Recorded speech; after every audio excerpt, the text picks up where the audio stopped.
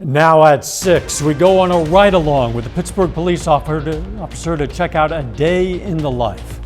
Plus, the Joplin Fire Department visits businesses for safety inspections. We'll check out the process. And the Carthage Tigers hit the court against Blue Valley Northwest in the Bill Hanson Memorial Tournament at Pittsburgh High School. The 4 states' most watched news starts now. A former gymnastics coach takes a plea deal for child sex crimes. This is KOAM News at 6. I'm Dow Quick. 46-year-old Kip Johnson of Joplin pleads guilty to 2 counts of second-degree statutory sodomy. Prosecutors dropped the charge of furnishing pornography to a minor as part of the deal. Joplin police arrested Johnson in February of 2021 for crimes they say happened in 2018 and 2019. They say he assaulted a juvenile victim who was his gymnastics student at the time. Have you ever wondered what a patrol officer's shift is like? Well, KOAM's Amber Jenkins spent a day with an officer to show us. B45, Jefferson and Rouse. Every time a police officer clocks in for duty, there's no telling what their shift holds. Law enforcement officers come from a variety of backgrounds, and it's either backgrounds or previous experience that can help them with certain things, or they're going to have to learn a new skill. Pittsburgh Police Corporal Hunter Peterson says an officer has to be prepared for anything. On this day, the unexpected included dealing with a down power line. It just rotted out, and the wind last night blew it over. Routine speeding tickets. Sorry. Is your license and insurance, please? And in one case of a traffic stop that uncovered an outstanding warrant and led to an arrest. Okay. You got anything besides your wallet and phone in here? I'm just going to check here real quick. So obviously patrol officers have to be very level-headed. You have to have good critical thinking to think through the situation, because we have to be making decisions in real time. At one time, Peterson thought he wanted to be a photojournalist, but now he says the best part of his job is catching bad guys and working with his colleagues. When you spend more time in a squad car rather than at home, your coworkers become a part of your family. But Peterson also has a family at home. There are sacrifices that a family has to make when you've got a law enforcement member in the family as one of the parents. But yeah, it's great having my kids be so proud of me, of what I do. They love telling their friends. Sometimes they love telling strangers, which isn't always something we want them to do. It's one more day in the life of an officer. This day ends as every officer hopes every day will, returning home to the people he loves most. Reporting in Pittsburgh, Amber Jenkins, KOAM News. The Pittsburgh Police Department is currently hiring patrol officers. Chief Meteorologist Doug Hetty joins us now with a first look at the weather. Well, at least we got the sunshine outside today, but temperatures quite a bit cooler than what we have seen all week long. Even yesterday, we still went into the upper 50s for highs, but we hung out in the lower 40s most of the day. We're cooling down now. Case in point, Iola 36, Welch 43. We have 42 in Anderson. We have Carthage sitting at 38 degrees. And as we go through the evening hours, our temperatures will continue to drop back. But we do have pretty much clear skies outside. Joplin sitting at about 39. And as we go through the evening hours, you can see we cool down through the 30s into the upper 20s later on tonight. So it is going to be cold. It has been windy most of the day. The winds are going to slowly calm down through the night. We have any clouds that we had are pushing out of here. We are tracking a storm system for the weekend. We're going to break that down for you here in just a bit. Thanks, Doug. We'll see you soon. For the first time since the COVID pandemic started, the Joplin Fire Department is inspecting businesses within the city. KOAM's Carrie Worthen went with firefighters to find out why these checks are vital. So as long as you stack stuff and keep an 18-inch clearance from your sprinkler heads. In addition to fighting fires, the Joplin Fire Department inspects local businesses, making sure they follow code. Each of the 6 fire stations inspect 100 to 200 businesses a year. So every year we try to inspect every business in the city, and the purpose of those inspections are to make sure that the property is safe and that the occupants have a reasonable expectation of safety while they're there. Plus we want to help protect the property itself. Regional Eye Center is just one of many businesses they inspect. This was Surgery Center Administrator Lindsay Hobson's first examination. I wasn't sure all the different places they would need to go to see everything, which was everywhere, all the places. Grimes said that the first inspection can be stressful, but is also helpful. So we help them to understand it protects their property, protects the lives of the people that work here, and more importantly, their customers that come and keep them in business. It's very important that we know that everything's in working order and that if we have an emergency that the sprinkler system will work and that they will be able to come quickly and help us. The walkthrough also allows the department to update information about the business. The captain showed me new software that helps track calls, inspections, and business contact information. It helps us to do our job more efficiently and effective. It allows dispatch to get us the information faster, which generally translates into a faster response and usually a better outcome. In Joplin, Carrie Worthen, KOAM News. Captain Grimes told Carrie that if a business has anything that needs to be added or changed after the inspection, that business normally has 14 days to complete that. The U.S. Centers for Disease Control and Prevention awarded 30 public water systems in Missouri the Water Fluoridation Quality Award. Now, fluoridation, of course, is the adjustment of fluoride in the drinking water to a level that's effective for preventing tooth decay. Among those 30 communities receiving the award, Joplin and Lamar. The award recognizes the communities who achieved excellence in community water fluoridation by maintaining a consistent level of fluoride in drinking water. The Spiva Center for the Arts in the Cornell Arts and Entertainment Complex opened a new exhibit. That exhibit is named after multimedia artist Holly Wilson. Wilson creates figures that serve as her storytellers to the world and conveys stories of the sacred and precious moments of our day, vulnerabilities and strength. She works in various media, some including paint, photography, and glass. The thread that connects means all of the work is intertwined within a bunch of different themes. So a lot of it has to do with the artist herself, her family life, her children, and her culture as a modern Native American. That exhibit runs until March 4th and is open Tuesday through Saturday, 10 a.m. to 5 p.m. The Spiva Center for the Arts also opened an exhibit dedicated to Neosho, Missouri native Thomas Hart Benton. The Thomas Hart Benton Lithographs exhibition displays his complete collection of 91 lithographs, which reflect the concepts of American identity. The prints displayed are variations of the artist's famous painting. We wanted it to be about someone who's a native Missourian, someone who's from our area, and one of the most famous American artists of all time.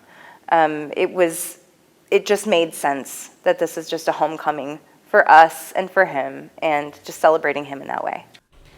The exhibit is available to visit until March 5th. Coming up, we're going to hear from residents following the escape of 5 inmates in Farmington, Missouri. And later, it's opening day for the Bill Hanson Memorial Tournament. We'll have the highlights. 5 inmates escaped from Missouri's St. Francois County Detention Center Tuesday night, drove away in a stolen car. Gabriela Vidal has details and reactions from some neighboring residents. Just down the road from the St. Francis County Jail. When we turned the TV on about 5:30 this morning. And what was your reaction? Surprise. Residents like David Sparks are tuned into the news of 5 inmates on the run. Being this close to the correction facility, we didn't really expect that. And to find out there was 5 instead of maybe just 1. So that was a bit of a shock. These are the men authorities have been searching since Tuesday night, with prior charges ranging from burglary and property damage to assault and rape. We've got seniors, we got all kinds of people, ladies around this area that. So yes, it's very concerning. The St. Francis County Sheriff believes at around 7 p.m. Tuesday, the inmates got to the detention center's roof through a narrow space where plumbing runs through. Newly shared video shows 2 of those inmates going under the parking lot gate at Centene Corporation, which is near the jail. And less than a minute later, a dark gray 2009 Toyota Scion pulls up to the gate. 3 more inmates get in and they leave. The car has a Missouri temp tag. I figure if they saw that car just a mile from here. They had 3-hour head start, so they're probably not in this area. Other residents speaking to News 4 off camera say they're not worried about their safety, assuming these inmates have already left the area. But they do want to know how 5 managed to get away so easily. It was a little lax, and I'm not disrespecting in the sheriff's department. I was surprised. Officers from the sheriff's office, as well as outside agencies, are pursuing many leads. If you see these people, do not approach, just call 911. No word yet on the capture of any of those inmates. To see charges against the inmates, go online, KOAMnewsnow.com. A little bit later, we're going to hear from the Chiefs head coach Andy Reid on their divisional round matchup against the Jacksonville Jaguars. Plus, we're tracking our next storm system, which is rolling in for the weekend. Those details coming up.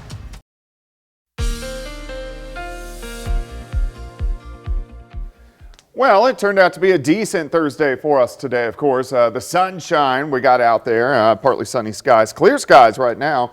Nice shot of our Indigo Sky Casino and Resort, but quite a bit cooler today compared to what we had yesterday. Most of us are 10 to 15 degrees colder right now compared to this time last night. Temperatures around the region.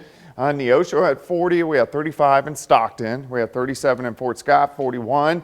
Independence, Grand Lake is checking in at 44 degrees, and it's also been windy, these westerly winds all day long at about 10 to 20 gusts higher than that. These are finally starting to calm down just a little bit, which is good news. We can go outside, clear skies up top, sitting at 39, humidity is at 62%. Through the overnight hours, pretty much clear skies, but it gets cold. We drop back through the 30s, upper 20s, about 28 by tomorrow morning. Not much going on outside, at least in the four-state area.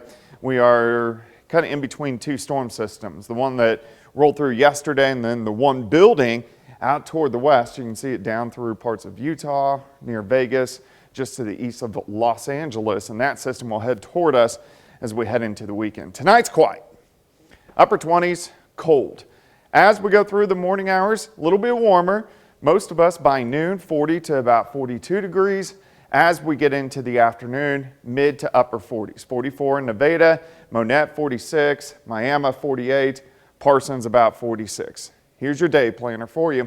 Starting at 27, 42 by noon, 46 or 47 by 5 p.m. Northerly winds are going to be light at about 5 to 10. Tomorrow night, clouds thicken up. We'll be dry. We'll drop back upper 20s to near 30 degrees. As we go through Saturday morning, you can see rain and snow increasing out across our western counties. Now, as this system moves in, it's fairly weak, kind of falls apart. We are going to get scattered showers across the region, scattered snow showers, Yates Center, Fredonia, Chanute, Fort Scott. Most of us stay on the rain side. As we continue through Saturday afternoon, just periods of hit and miss showers and snow showers. And then as a little bit colder air rolls in, Saturday night, we could see a rain-snow wintry mix, maybe some light slushy accumulations, and then by Sunday morning, most of this exits out of the region. So if we did, and that's a big if, had any accumulations, it would occur in the white section here, dusting maybe an inch in a spot, but not a huge deal, but something we want to watch closely as we go through the next 48 hours. So this system out Sunday morning, get a break Monday, and then by Tuesday, here comes our next storm system. We need to watch the track of this system, but this system at least has the potential, if we can get the colder air, to give us some heavier snow as we go into late Tuesday. So a lot to watch over the next 4 or 5 days. 46 tomorrow, 43 on Saturday, 40 on Sunday with that morning wintry mix. Monday looks good, wintry mix again. On Tuesday, and then we calm down a little bit, but cooler for the rest of next week. Yeah, dipping back below freezing. Yeah. Funny of those nights anyway. Not fun. No, it isn't. Thanks, Doug. Still ahead, Pitt State women aim for their 4th straight win tonight on the road against Rogers State. And the Carthage girls hit the road for the first round of the Bill Hanson Memorial Tournament in Pittsburgh. Jacob Leonard has that and more next.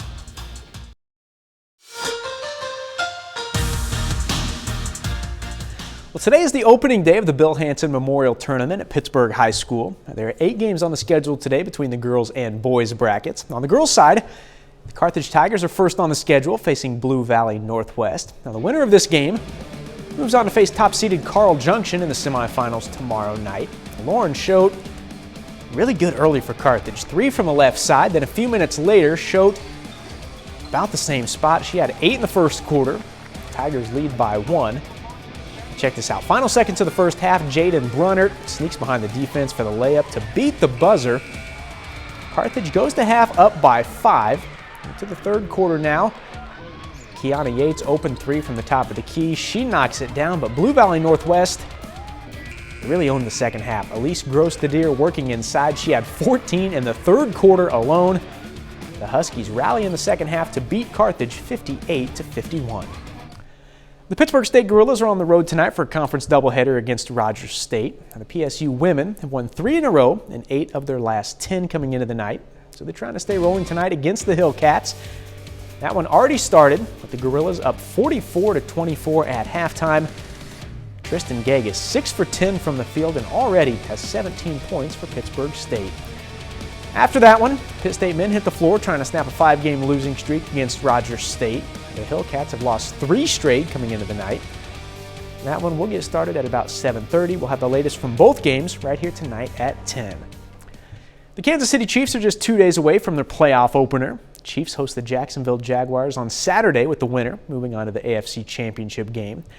Now, Kansas City coming off a bye in the first round of the AFC bracket, while Jacksonville knocked off the Chargers 31-30 in their opener last week. Now, these two head coaches, Andy Reid for the Chiefs, Doug Peterson for the Jags, are no strangers. Peterson has played and coached under Reid in his football career. Now, here's Andy Reid on facing Peterson and the difference he's made in Jacksonville in just one season. Tremendous coaching job, phenomenal coaching job. I imagine he's up for the Coach of the Year. I mean, by his performance and how he's resurrected that program there. And we know they're a good football team. They've only lost 1 game since we played them. So I mean, it's they're playing real good football.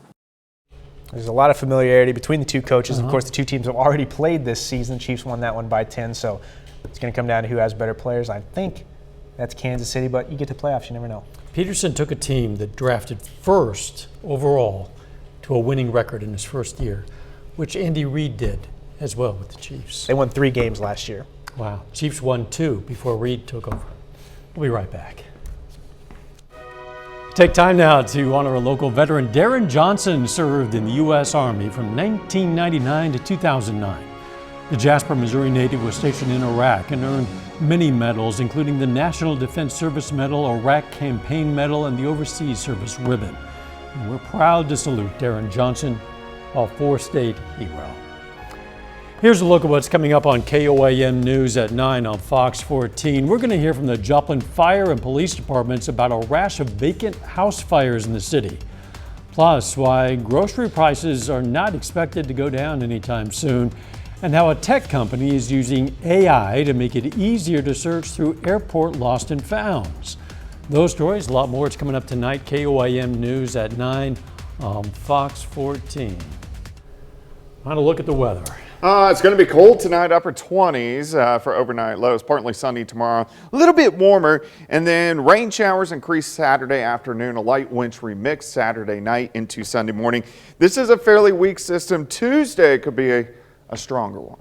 Final sports note. In his career, Andy Reid is 27-4 following a bye all time, including playoffs. He's 3-0 in the playoffs after a bye with Patrick Mahomes as his quarterback. Let's keep that going. Good news for this weekend. Yeah. I was feeling pretty good about the weekend already and feel a little bit better at the moment. See you right back here at 10. Let's make it a great evening.